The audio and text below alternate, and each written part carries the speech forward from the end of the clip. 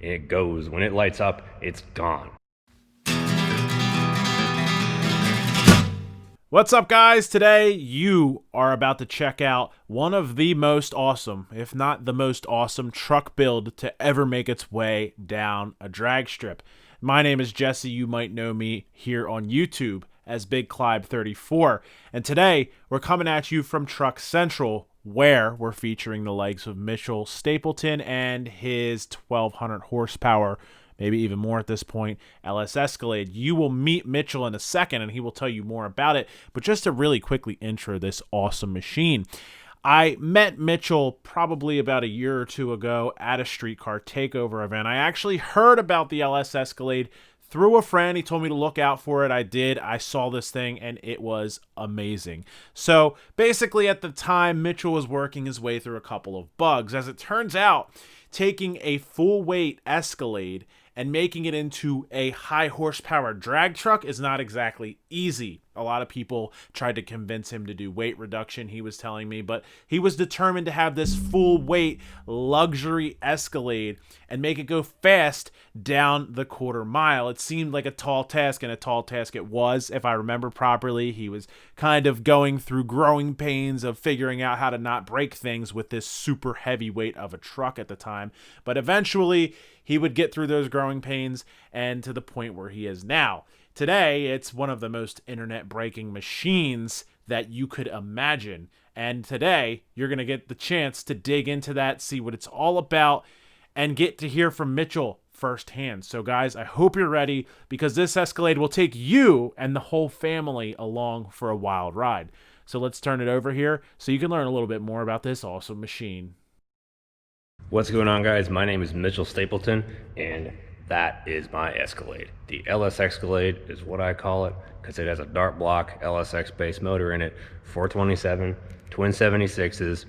It's made 1700 of the tire, not on kill, and we've gone 940 at 152 miles an hour spinning with it so far.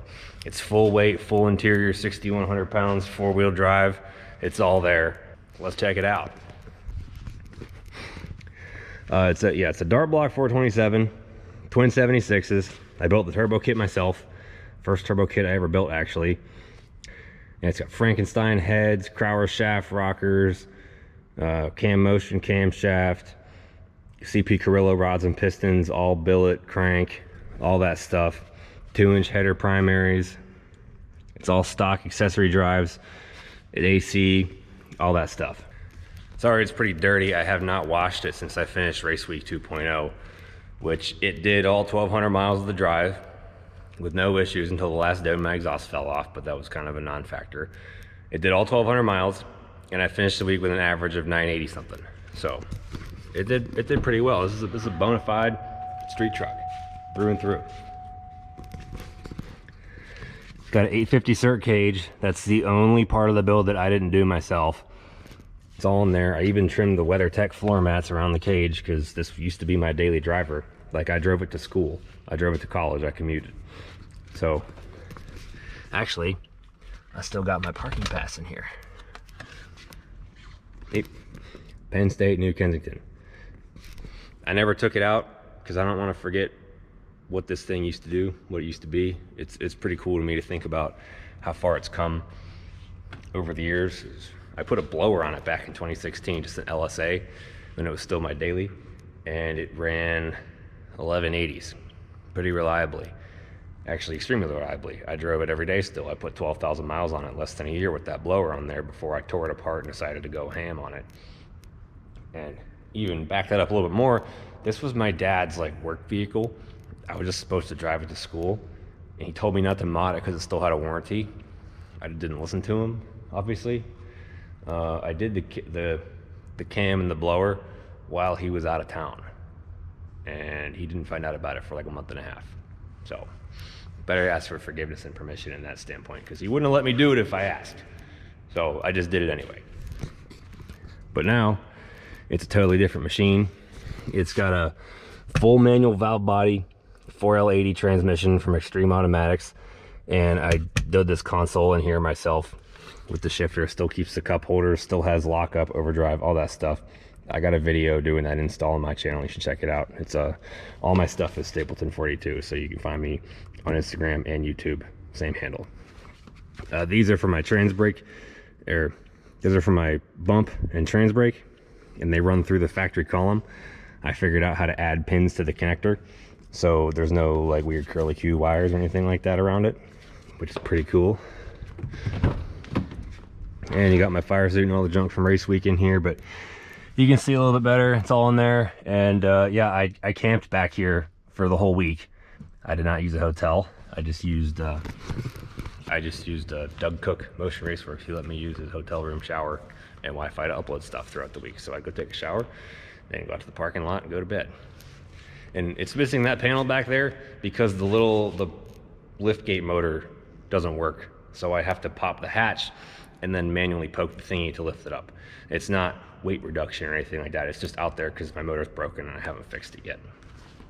Aside from that, that's the only piece of interior that's not there. The only one. The rear end is still stock. It's a 9.5 inch 14 bolt rear end with the Yukon DuraGrip center section. The front end, completely stock, 100% bone stock, untouched. Still has the original CV axles, all that stuff in there. The wheels are 17 by 10 Weld S77 beadlocks, Hoosier 28 by 10 bias ply slicks. All my tube comes from Wolf Aircraft. That's what I used to build the whole turbo kit, is components from Wolf. I had one heck of a time getting this thing to stop breaking stuff. For the first year, I destroyed 5 4L80 transmissions. 5 from a really, really, really reputable, well-known, high-profile builder. If you want to figure out who that is, just go on my Instagram. You can figure out real quick, but I'm not going to say it here. 5. I was told that it would hold 2,000 horsepower, no problem, when I bought it, and it didn't even hold 1,200 for more than a couple passes. And then I go over to Lonnie at Extreme Automatics, who is the man, by the way. I called him to get a quote on a Turbo 400. He said, oh, you don't, like, what's happening to your 80? And I explained it to him, and he said, oh, you don't need a 400. Like, let me redo the 80. I promise you it's gonna work. So I said, okay, I guess, let's go for it. Haven't looked back. He was right. And I can do 92 miles an hour in this thing down the highway with the converter locked, AC on, windows closed, music playing from my phone, and it's at 2,800 RPM. On the 28-inch tires too. So just cruising regularly, it's just like a regular Escalade. It's just got a cage. That's about it. I was probably the most comfortable person on race week this year. And it is manual 4x4 now. It's not all-wheel drive anymore. So I do most of my driving in 2-wheel drive, and then when I go to race, I will crawl under there and pop it in 4-high because I just have not made a shifter for the transfer case yet. That's my own fault. Kind of every time I thought I was going to do that, I broke a transmission, and I was under there doing that kind of stuff. And when there's no transmission in it, you don't know where the transfer case is going to be to make a shifter for the floor. So I just didn't get around to it. I would keep forgetting. Yeah, it's got EBC, pads and rotors. Those are phenomenal. That's the only reason this thing is able to stop from 150 as well as it does. And when I want to stop, it freaking stops. Like right now.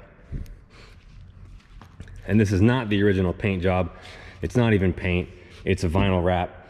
It's 3M gloss atomic teal. I did the wrap myself in my garage with a couple of my friends. We had never done anything like that before, at least not a whole car. And we figured it out in a few weekends. We worked on it, just bombed it out real quick. The roof is still the original paint, so you can kind of see what it used to look like there.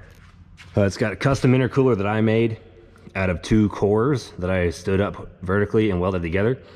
CSF Radiators makes the cores. They've been phenomenal. I've never seen IATs over 140 degrees on a pole, and I've run it in 100-degree weather, all the time. And I don't even have intake tubes for these turbos. They just suck in engine bay air. So these things they're killer. Plus it runs on E85. So with the cooling properties of the alcohol atomization, this thing has no intake temp problems whatsoever. I do have a video on my channel explaining the design process of the intercooler, because all of the engine bay on here was extremely thought out. I spent hours pondering where to put things, how to orient them, what angle, how it looks with your eye. Like, just to give you an example, I made those intercooler end tanks slope down at the same angle that the front leading edge of the headlight does. So your eyes just converge on the logo and they come down, and these pipes kind of pull you back in. Those pipes don't need to look like that either. They're just, I had this bumper on and off like 80 times, just tweaking things a little bit because it had to have the right look. It had to be oriented correctly behind the Cadillac badge, all that stuff. And if you're wondering about the headlights, those are the factory original headlights that I took apart, painted, put halos in like a really long time ago. Like, I did that before anything else. I've been back in like 2015. And they're not even wired up to anything. So, whoops. Maybe someday I'll hook those back up, but that's one of those things that I just have not done yet. I need to do it, but it doesn't take priority. Heck, I don't even have gauges. I don't have functional gauges in this thing. I drive around with my laptop open. So I need to do that too.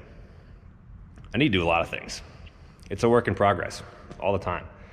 But now, after a year, it's finally functional enough to where I can make passes in the deep 9-second range and not worry about it. Because before, I'd get scared every time I went somewhere. I'd make like one pass because I was going to chunk a transmission.